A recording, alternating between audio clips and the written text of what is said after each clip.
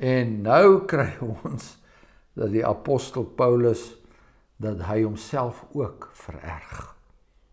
Dis ook wat ek in die begin gesê het, dis nou die bloedige praktyk, dat jy partykeer in kerklike vergaderings kom, dat jy jouself vererg.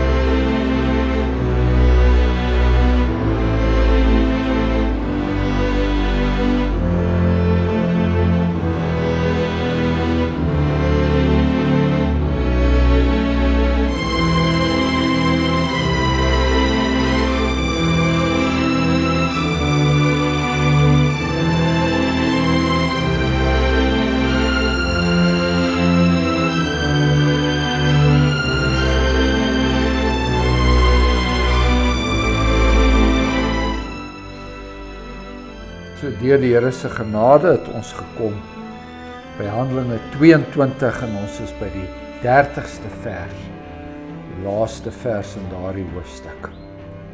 Voordat ons begin, kom ons bid net eers saam.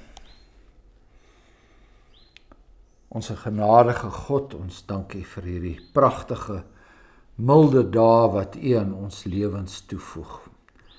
Ons dankie vir die seën wat op ons neerdaal, dit wat U vir ons skenk uit die hemel uit, die reën wat op hierdie aarde neerval, ons dankie daarvoor. Ons dankie dat U vir ons alles gee wat ons nodig het en baie meer as wat ons ooit voorgevra het.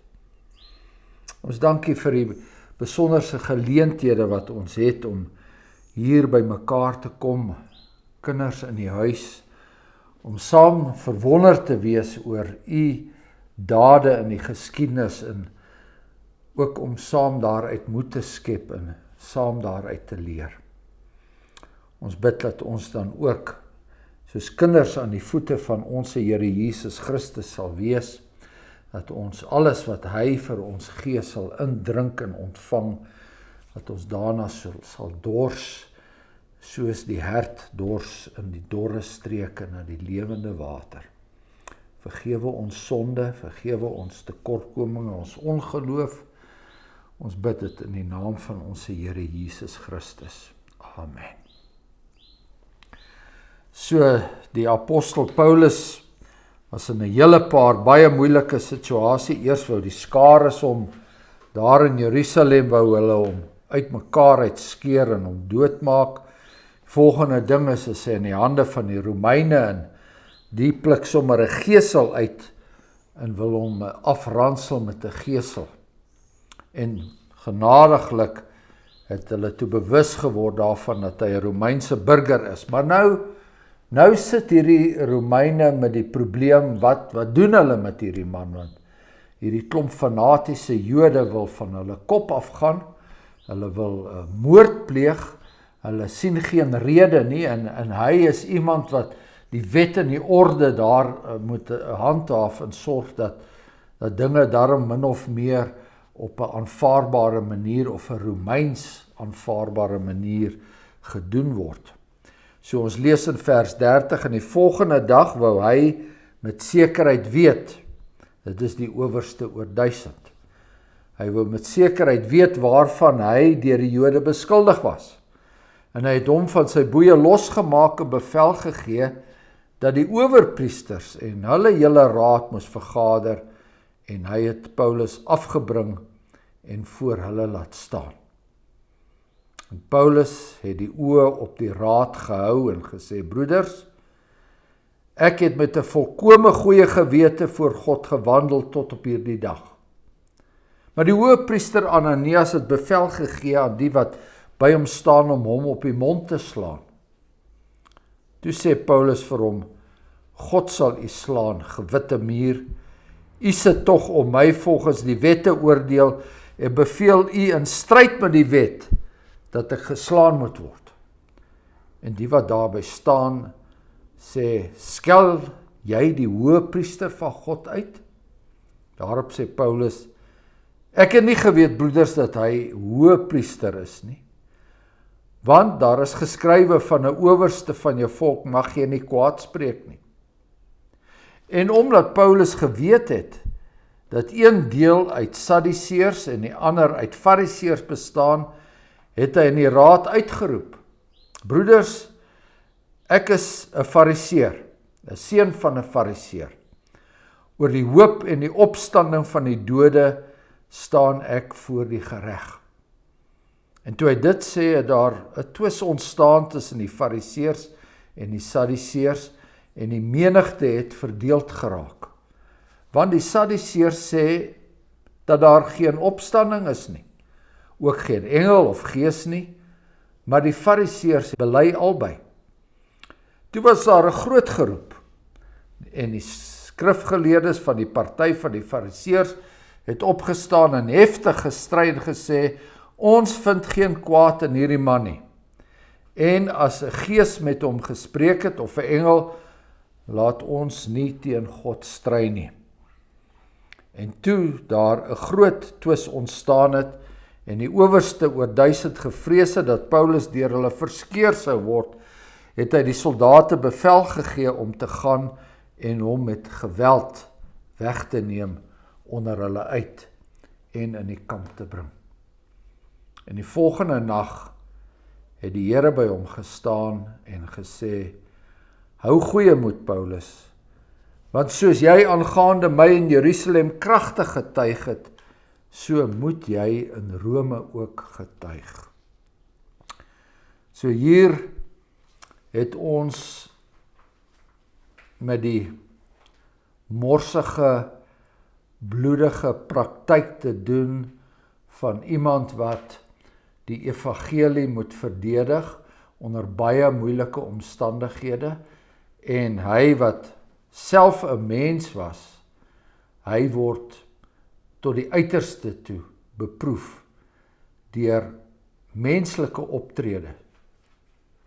Die owerste oor 1000 probeer om klarigheid vir homself te kry oor hierdie saak. Hy besef, dit is iets wat nie binne die bestek van die Romeinse wetgewing val nie. Ons sal nog onthou, ons het daar in Handelinge 18 gelees dat die apostel Paulus in Korinthe voor 'n Romeinse goewerneur gestaan het, en die Romeinse goewerneur het gesê, mense, hierdie is sake wat ons nie aangaan nie. Dit gaan oor julle godsdienst, dit gaan oor julle name, dit gaan oor dinge wat ons nie aangaan nie, en jy weet, en hy het die saak net daar uitgegooi. Maar hier is soveel geweld betrokke by hierdie geleentheid. Hulle wil hom met geweld doodmaak, hulle wil hom met geweld uitmekaar uitskeer, en die Romeine hier aan die einde lees ons, het hom met geweld uit hulle hande uitgeruk. So hier is soveel intense, fanatiese emosies by betrokke.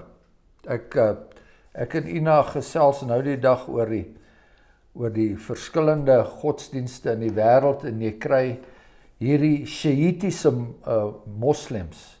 Dis hulle wat nou in Jemen is op die oomblik, en hulle vuurpyle af op die skepe wat daar in die Golf van Aden verbykom, net omdat hulle Israel haat en omdat hulle Amerikaners haat en so meer. En die Amerikaners het nou vir hulle gesê, hoorie, so dis nou genoeg, julle moet ophou hiermee, en die Amerikaners het hulle gebombardeer. Hulle sal nie ophou daarmee nie, hulle het eenvoudig net as 'n massa soveel haat wat hulle in hulle ronddra, wat hulle self nie kan help nie. En dis daai tipe die Afrikaanse uitdrukking is boendo geweld wat ons hierso sien. Daar's nie rede aan nie, daar's nie 'n wetlike proses nie, maar selfs die intensiteit van die konfrontasie tussen die apostel Paulus en die Joodse raad, die Sanhedrin, wat eintlik veronderstel was om 'n redelike waardige groep manne te wees, kan ons sien dat ook hier hak dinge uit. Hulle kan nie op 'n redelike manier omgaan met die apostel Paulus nie. Dieselfde ook, wat ons natuurlik gevind het, dit is nou al heelwat baie jare vorentoe, toe die Here Jesus Christus voor daai einste Joodse raad gestaan het, en hulle hom ook op die mond geslaan het. Trouwens, hulle het hom nog erger behandel.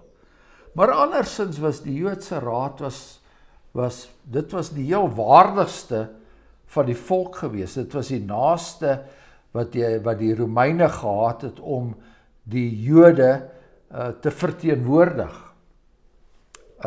Maar hier staan die apostel Paulus, nadat hy, ons sê, sy boeie losgemaak het, met ander woorde, hulle het hom dan in so 'n posisie daar laat staan, dat hy daarom kon beweeg, en die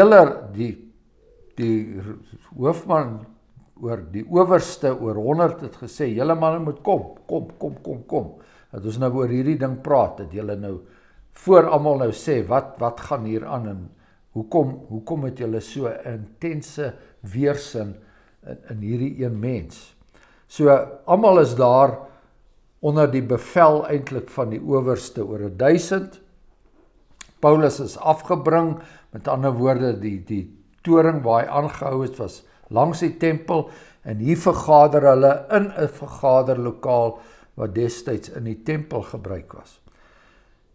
En Paulus probeer om sy saak te stel deur te sê wat hy al elders dikwels gesê het. Hy sê dit dat hy in 'n goeie gewete opgetree het. Met ander woorde, hy probeer eerstens vir hulle daarvan oortuig dat hy nie waansinnig is nie, dat hy nie met kwade bedoelings kom nie. Hy kom met 'n goeie gewete na hulle toe. Alles wat hy doen hy in 'n goeie gewete. Nou selfs die goed wat hy destyds gedoen het om die Christene te volg, het hy in 'n goeie gewete gedoen. Met ander woorde, hy het gehandel volgens die oortuiging wat hy destyds gehad het. So hy is vol oortuiging hier, en hy spreek hulle aan as broeders. Terwyl Petrus hulle vroeër aangespreek het as owerstes van die volk en ouderlinge van Israel, spreek hy hulle aan as broeders. Wel, hy was tot 'n tyd gelede was hy een van hulle. Hy was een van daardie Joodse raad wat daar was. En hy sê, ek het met 'n volkome goeie gewete voor God gewandel tot op hierdie dag. Maar hierdie ouens het nie geduld met hom nie. Hulle wil nie mooi praatjies hoor nie. Die hoëpriester Ananias gee bevel aan die wat by hom staan om hom op die mond te slaan. So hy was nog nie eers blykbaar 'n spreekbeurt gegee nie. Hy moes net stil bly. En toe hy die oomblik toe hy nou dit sê, toe slat hom. En nou kry ons dat die apostel Paulus, dat hy homself ook vererg. Dis ook wat ek in die begin gesê het, dis nou die bloedige praktyk, dat jy baie keer in kerklike vergaderings kom, dat jy jouself vererg. En net soos enige ander mens, dat jy dan baie vinnig reageer. En Paulus sê vir hom, God sal u slaan, gewitte muur. En dis nou in teenstelling met wat hy elders aan die Korintiërs skryf in sy eerste brief daar, in die 4de hoofstuk vers 12, waar hy sê, word ons uitgeskel, ons seën, word ons vervolg, ons verdra dit. Dit is wat die Here eintlik van 'n gelowige verwag, en dan veral iemand wat in 'n posisie is soos hy dan elders in daai selfde brief aan die Korintiërs skryf, ons lê nie die minste hindernis in die weg nie, sodat ons ander kan wen. Maar hier vererg Paulus hom, en hy noem hierdie hoëpriester 'n gewitte muur. Nou dit is 'n uitdrukking wat Paulus uit die Ou Testament ontleen, uit Esegiel 13, waar die profeet die volk baie skerp aanspreek. Daar staan, Esegiel 13 vers 11, die Here sê, my volk, hulle het my volk verlei deur te sê, vrede, vrede, terwyl daar geen vrede is nie. En hy sê, as die volk 'n muur bou, kyk, dan bepleister hulle dit met loskalk. En dan sê hulle vir die wat met loskalk pleister, dat dit sal afval, daar sal 'n oorstromende stortreën kom, en julle haalsteen sal val, en 'n stormwind sal losbreek, en kyk, daar val die muur. Sal dan daar nie vir julle gesê word, waar is die pleister waarmee julle gepleister het nie? Met ander woorde, as jy nou maar net so die probleme vat en jy sit maar net so 'n bietjie kalk daaroor. Ek dink die mense wat in Koelsberg bly sal weet, dat dit nie help om net 'n bietjie wit kalk te sit aan mure wat omval nie. En natuurlik, die Here Jesus Christus self het ook weer amper 'n soortgelyke uitdrukking gemaak, waar hy hulle wit gepleisterde grafstene genoem het, dieselfde fariseërs. So hy sê vir hom, God sal u slaan, gewitte muur. U sit tog om my volgens die wet te oordeel, en u beveel in stryd met die wet dat ek geslaan moet word. Nou die wet wat hy hier aanhaal, dit kom uit die Ou Testament. As jy sommer net 'n Israeliet goeds moet slaan, dan is dit asof jy 'n kind van God self slaan. Nou ja, nou is dit klaar, die hele temperatuur is klaar daar hoog. Die wat daarby staan, sê, skel jy die hoëpriester van God uit. En blykbaar is daai klompie manne so vinnig by mekaar gebring, en die tyd het so verander dat Paulus nie bewus was dat hierdie spesifieke persoon die hoëpriester was op daardie stadium nie. En Paulus sê, hy het sekerlik nie sy priesterlike klere aangehad nie. En Paulus sê, ek het dit nie geweet nie, broeders, dat hy 'n hoëpriester is nie, want daar staan geskrywe, van 'n owerste van jou volk mag jy nie kwaad spreek nie. So nou erken Paulus dat hy wat dit betref, dat hy verkeerd is. Maar nou kom hy, en hy bring dan ook 'n stukkie taktiek na vore, wat ons al vroeër teëgekom het, en dit gaan oor die feit dat daar 'n ingeboude verdeeldheid in daardie Joodse raad was. Die party van die Sadduseërs en die party van die Fariseërs. En die Sadduseërs het die hoëpriesterskap beheer, hulle het alles in die tempel beheer, maar hulle het nie die volle Ou Testament aanvaar nie. Die Fariseërs het wel. En dit is ook hoekom Paulus, wat 'n Fariseer was, gedurig met die Fariseërs werk, en die Here Jesus Christus ook, werk met die Fariseërs, want hulle het dieselfde hele Ou Testament as basis waaruit hulle redeneer. Die Here Jesus Christus self het op 'n stadium ook vir die Sadduseërs gesê, ons praat van die aardsvaders, Abraham, Isak en Jakob, en dan vra hy vir hulle, praat ons van lewende mense of praat ons van dooie mense? In die sin dat Israel het 'n lewende hoop wat gebaseer is op die genade wat die aardsvaders ontvang het. En toe het hulle nou die Sadduseërs so bietjie in 'n hoek gedruk, want hulle aanvaar wel die Pentateeg, die eerste 5 boeke van die Bybel het hulle aanvaar, en toe het die Here Jesus hulle juis gekonfronteer daarop. So hierdie is 'n diep gewortelde probleem ten opsigte van wat glo ons. En as jy die tempel beheer, en jy beheer die hele godsdiens van Israel, maar jy glo nie in die opstanding van die dode nie, wat wel in die Ou Testament staan. En daar's 'n hele paar plekke waar dit staan, die opstanding uit die dode, Psalm 16, U sal my siel nie aan die doderyk oorgee nie. Dit het ons nou reeds behandel, toe ons na die opstanding van Jesus verwys het, daar in Handelinge 2 met Petrus se preek. Of Daniël 2, baie van die wat in die stof van die aarde slaap sal ontwaak, sommige tot die ewige lewe en sommige tot groot smaadheid. Dit kom uit die Ou Testament uit Daniël uit. En dan natuurlik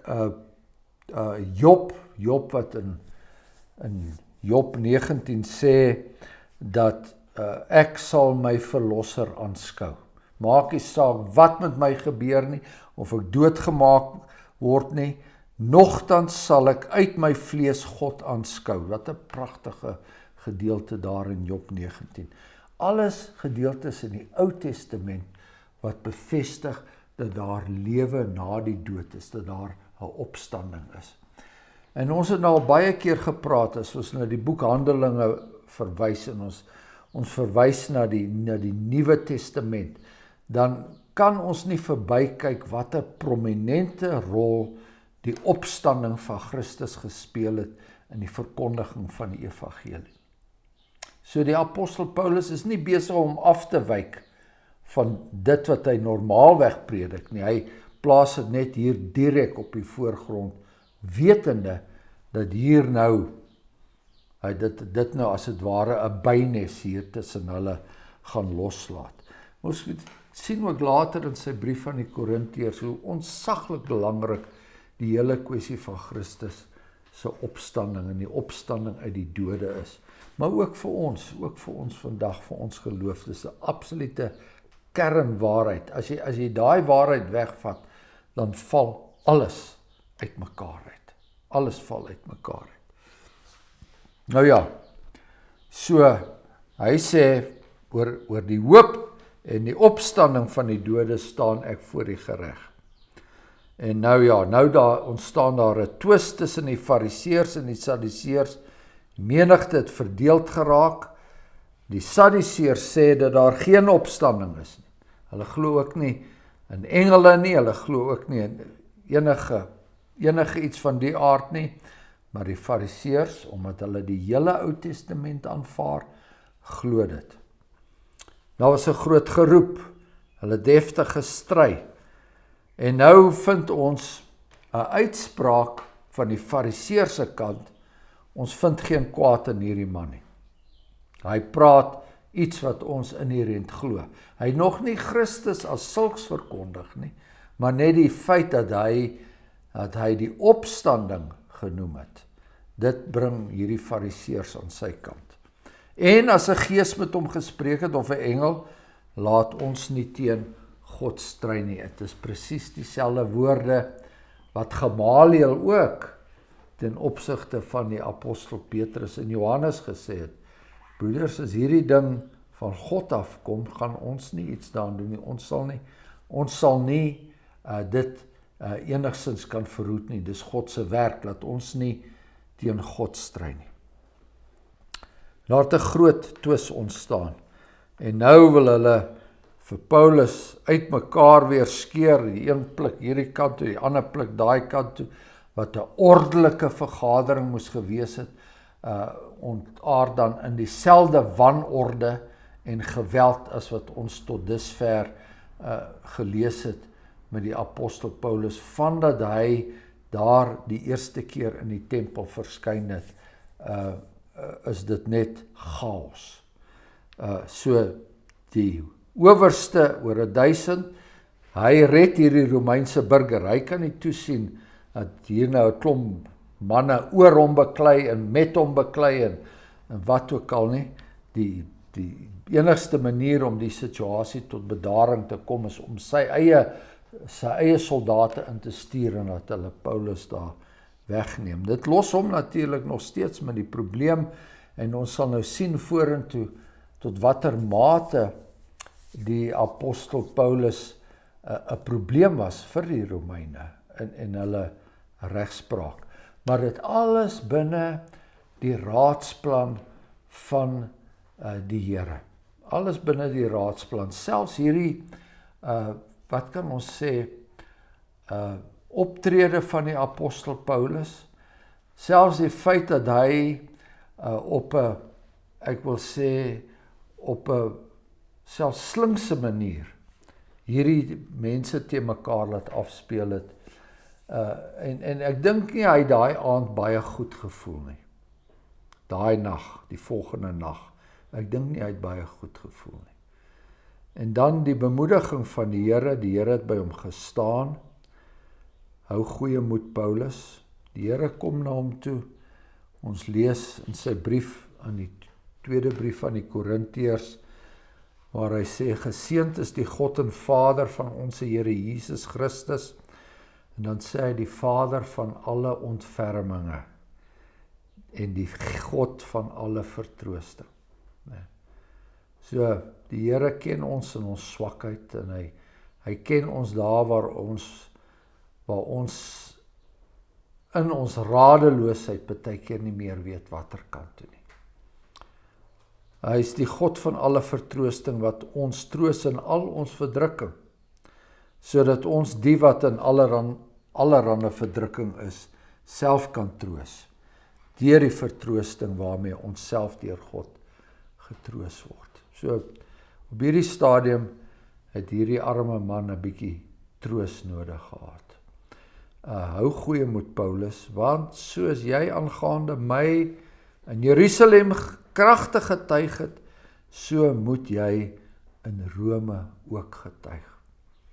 Nou ja, daar hoor ons nou vir die tweede keer in Handelinge 19, het ons gelees, apostel Paulus het gesê dat hy hom voorgenem het om deur Griekeland, Macedonië, Gaia te gaan, na Jerusalem te reis, en toe sê hy, nadat ek daar gewees het, moet ek Rome ook sien.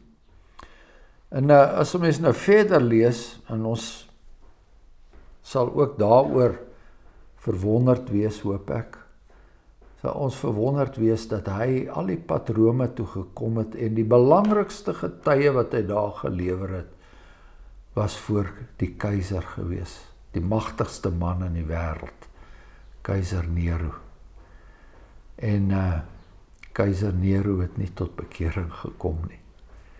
Dit laat my nog altyd baie verstom, maar daai woord moes aan hom gebring geword het. Eendag met die opstanding uit die dode, dan sal keiser Nero onthou dat daar 'n Jood voor hom gestaan het, die apostel Paulus, en dat hy die evangelie gebring het. Nou ja, dit is dit.